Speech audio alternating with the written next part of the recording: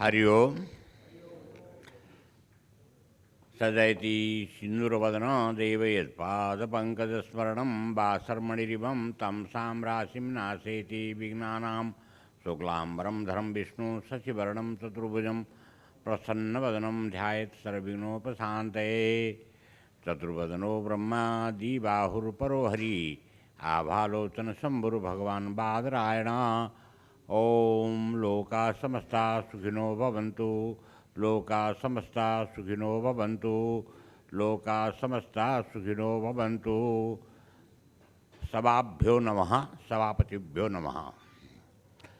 तो मैं समिता शास्त्री सभी लोगों का विचार सुना, बहुत अच्छा लगा। ये हमारे वैदिक काल से ही ये सुखी जीवन की परिकल्पना की गई है। सुख की कोई सीमा नहीं होती है, उसकी सीमा को आज तक सुख की सीमा को किसी ने भी निर्धारण नहीं कर सका है।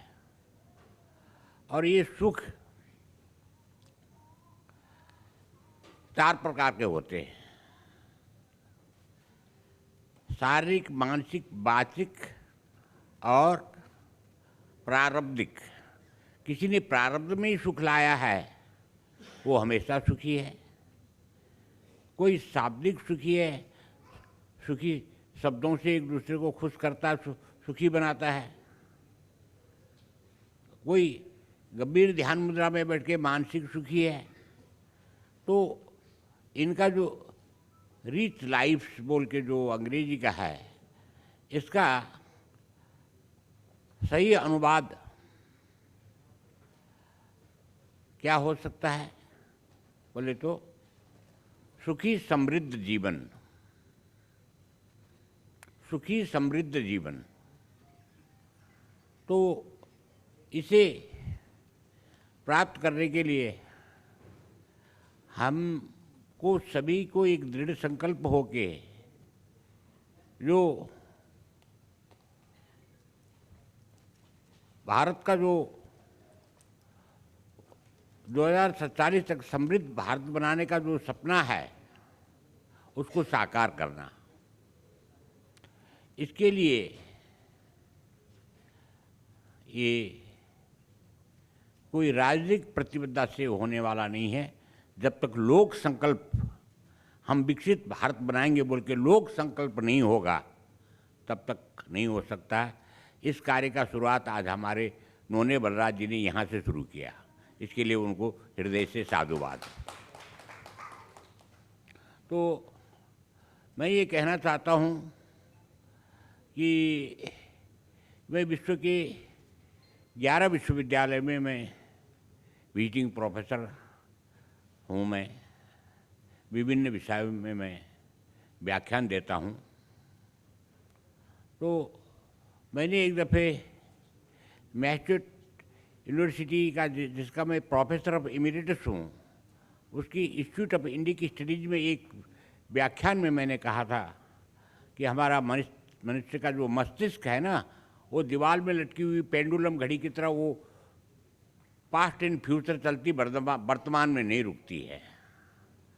और ऐसा है कि हमारे वेदों में एक प्रश्न किया गया है कि हमेशा भूतकाल पीड़ादायक होता है, भविष्य आपको चिंता देती है, आनंद आपको सिर्फ वर्तमान में होता है।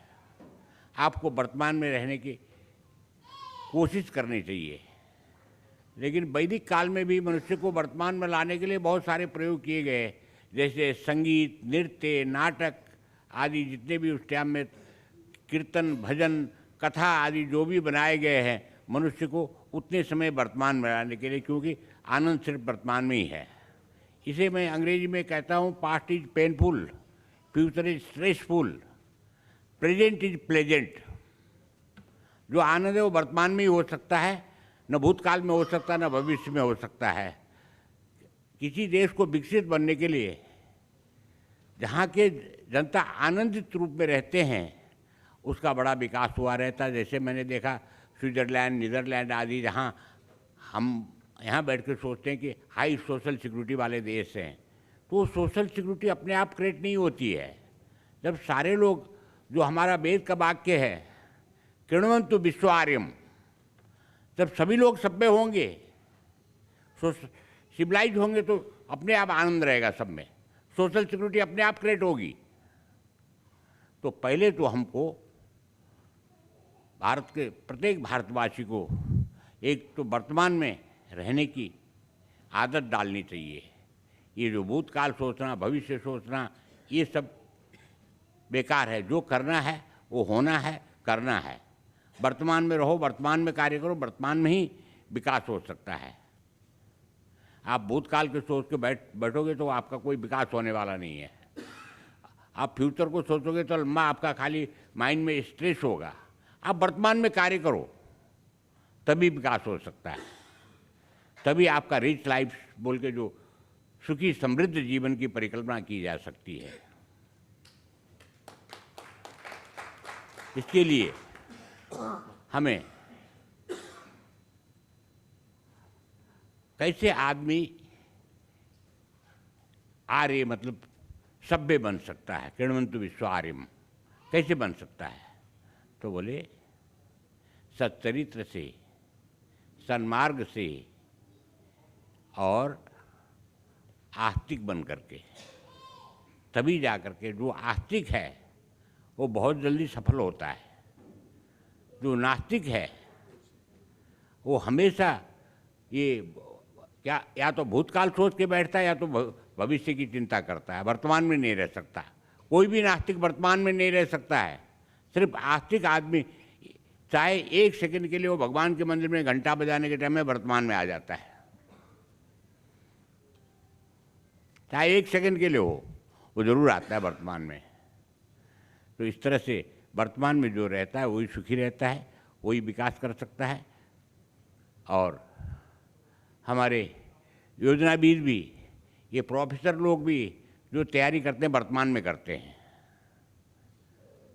वर्तमान में जो किया वही है। तो इसलिए वर्तमान में रहने का अभ्यास करना चाहिए। और सबसे बड़ी बात है,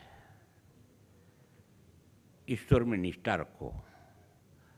मैं अमेरिका में 1998 से जा रहा हूँ, 98 से।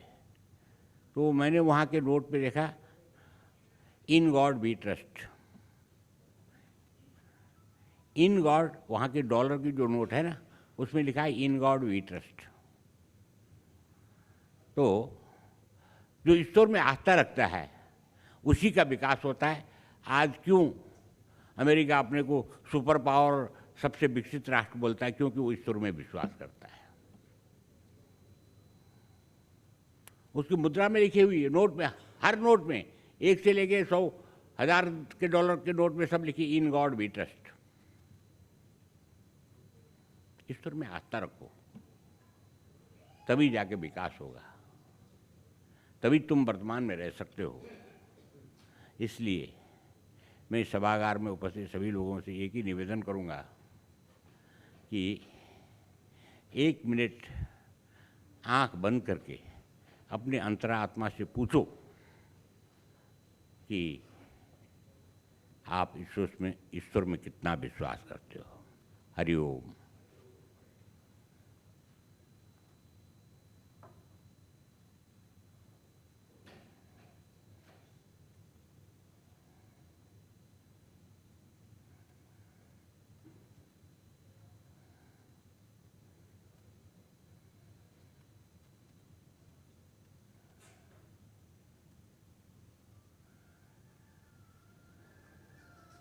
हरिओम। इससे किसको क्या अनुभूति हुई? क्योंकि उस समय भी यहाँ मैं सोचता हूँ वो कम से कम 75% लोगों का मस्तिष्क फिर भी वो पेंडुलम ही चलता रहा, स्थिर नहीं हो सका। ये आप 2-4 दिन प्रयास करोगे तो अपने आप स्थिर हो जाओगे, वर्तमान में रहोगे। और वर्तमान में किसी भी शोध का, किसी भी अनुसंधान का किसी भी नई चीज़ का पता सिर्फ वर्तमान में ही लग सकता है, न भूत में न भविष्य में। हर चीज़ का विकास जो हुआ वर्तमान में ही हुआ है। तो हमें वर्तमान में रहने की आदत करनी चाहिए और भगवान के प्रति आस्था रखनी चाहिए। जैसे अमेरिका के नोट में लिखा, इन गॉड वी ट्रस्ट, इसी तरह से हमको भी अपने आत्मा के ऊपर में विश्वास रखना चाहिए, तभी जाके हमारा विकास होगा। हरिओम तत्सत। शुभम भवतु कल्याणम।